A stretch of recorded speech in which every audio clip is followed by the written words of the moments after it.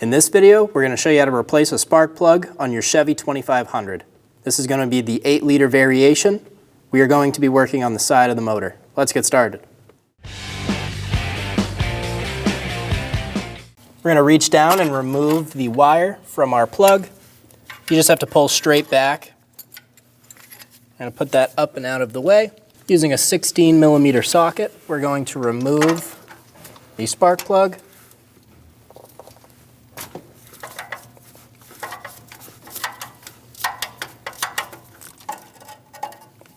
Remove the spark plug.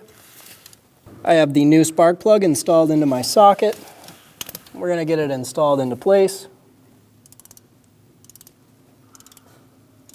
I recommend getting the spark plug started by hand, or if you're using it on a wrench or a ratchet, just make sure that you have no resistance while it's going in.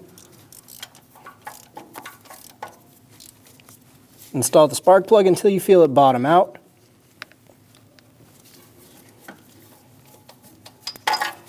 Torque the spark plug to 15 foot-pounds. Install the spark plug wire onto the spark plug.